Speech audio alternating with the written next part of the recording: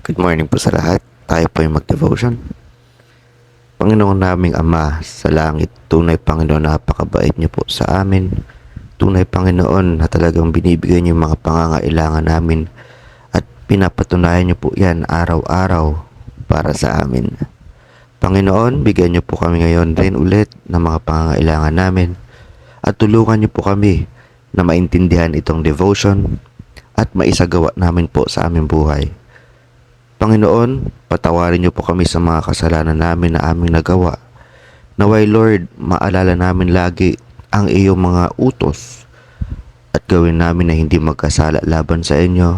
Kung maaari, Lord, kontrolin niyo kami para hindi na kami magkasala laban sa inyo.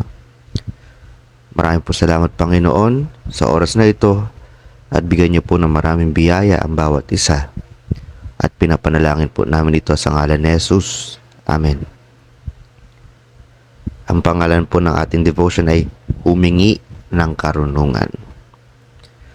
Humingi kayo at bibigyan kayo. Humanap at makakatagpo kayo. Kumatok kayo at kayo'y pagbubuksan. Sapagkat ang bawat humingi ay tumatanggap. Ang humahanap ay nakakasumpong. At ang kumakatok ay pagbubuksan. Matthew chapter 7 verse 7 to 8. Ang ating makalangit na Ama ay bukas palad sa atin at nangangako na mayroon tayong daan sa kanyang walang hanggan at walang limitasyong kayamanan upang matugunan ang ating sariling mga pangangailangan, pati na rin ang mga pangangailangan ng iba. Kahit na tayo ay nalinis na sa ating sariling kasalanan, kailangan natin ng banal na karunungan upang malaman kung paano tutulungan ang isang kapatid na alisin ang puwing sa kanyang mata.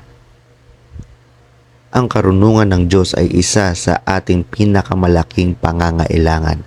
Hindi tayo maaaring maging marunong at may diskriminasyon ng walang banal na payo mula sa ating makalangit na Ama. At ang pangunahing paraan para makamit ang karunungan na iyon ay panalangin.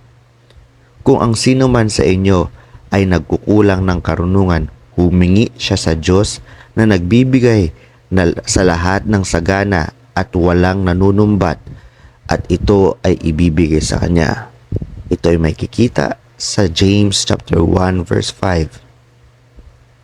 Kasama ng perpekto at hindi nagkakamali na salita ng Diyos, kailangan natin ang kanyang espiritu upang bigyang kahulugan at liwanagin, upang pasiglahin at palakasin.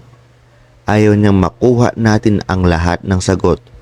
Nais niya tayong maging mga mag-aaral na nagsasaliksik sa kasulatan. Ang Biblia ay walang limitasyong imbakan ng banal na katotohanan. Ngunit bukod sa Diyos mismo ay hindi natin masisimulan na unawain ang kalaliman nito o ang mga kayamanan nito. Ang Diyos ay nagbibigay ng sapat na katotohanan para tayo ay maging responsable, ngunit sapat na misteryo para tayo ay umasa. Ibinibigay niya sa atin ang kanyang salita hindi lamang para idirekta ang ating buhay, kundi upang ilapit ang ating buhay sa Kanya. Kaya kapag kailangan mo ng karunungan ng Diyos para gumawa ng espiritual na mga desisyon, hilingin ito sa Diyos. Tanungin mo ang iyong sarili. Bahagi ng pakiramdam na parang hindi tayo binibigyan ng Diyos ng karunungan ay hindi natin alam kung paano ito tatanggapin o kung ano ang kailangan sa pakikinig dito. Paano ka madalas binibigyan ng Diyos ng karunungan na kailangan mo para mahawakan ang isang partikular na sitwasyon? Tayo manalangin. O Panginoon, tunay na napakabait niyo.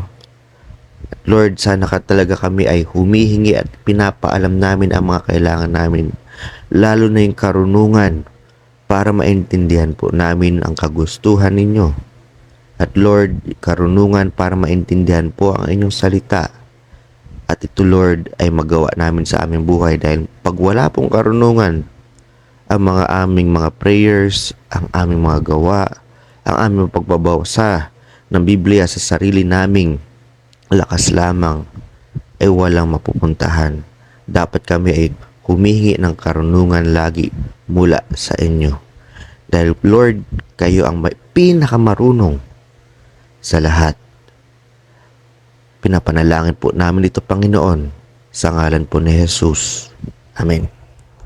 Ulit po, itong mga devotion na po na ito ay galing po sa gty.org. Ang nakalagay po doon ay English. Itinatranslate lang po natin sa Tagalog. Itong devotion na ginagamit natin ay galing po doon sa Life of Christ.